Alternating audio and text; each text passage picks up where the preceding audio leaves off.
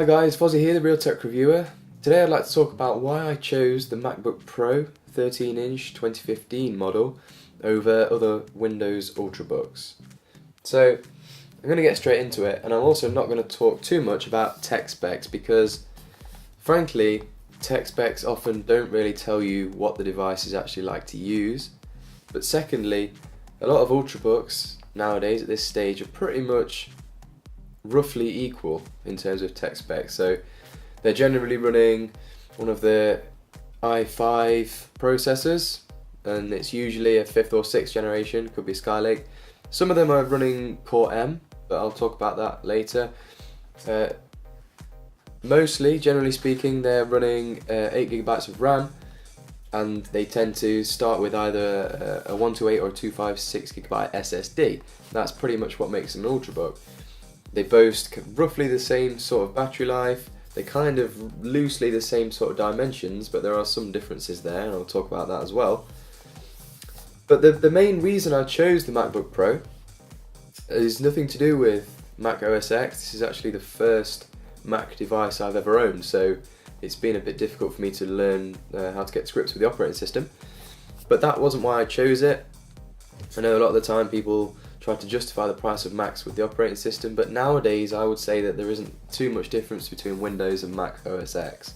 So it's largely, in my opinion, definitely, down to the hardware. And the reason I chose the Mac was simply because of the hardware.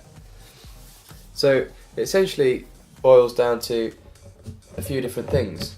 Now the tasks I mainly carry out on a laptop are web browsing, creating documents, light software development, and also video editing.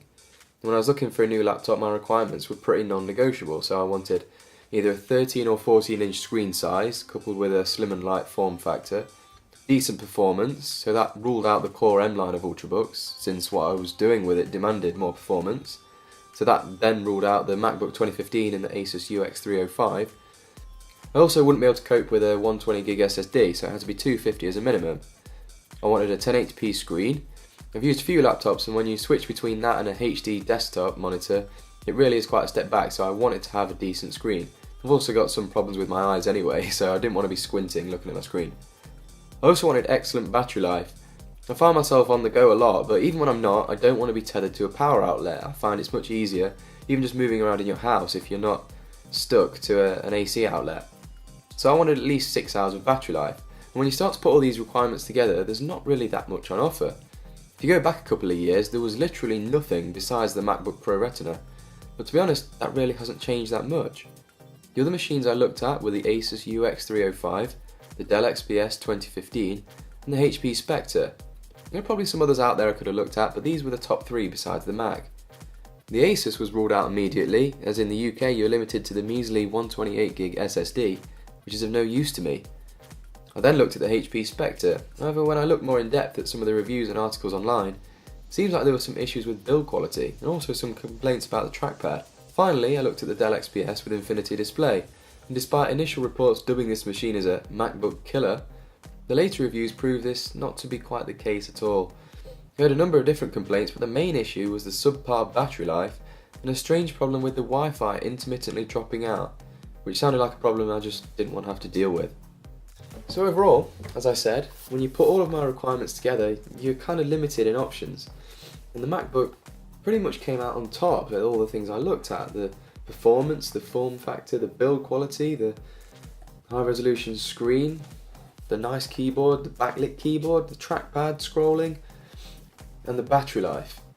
When you add all those up, there's not really that much that actually compares, so we're still pretty much in the same position we were at a couple of years ago, where if you want 10-hour battery life, so real all-day battery life, and you want good build quality, you want a nice trackpad, keyboard and screen, there's pretty much only one place to look, unfortunately.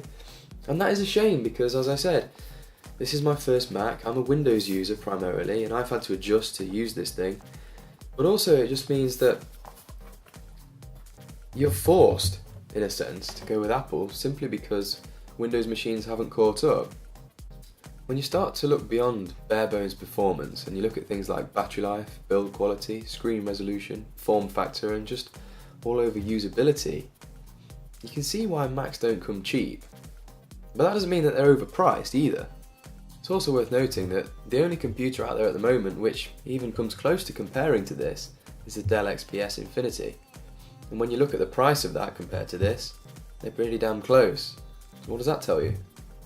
At the end of the day, and in my humble opinion, I think Windows machines just aren't quite there yet. I think the OS is getting pretty close and there's really not that much to choose between them on that regard. But when you look at hardware and the machines available, I think Mac still rules the roost. Anyway, hope you like this video guys. If you want to see more, give me a like, subscribe and leave a comment of what you want to see. I'll see you next time. Thanks for watching.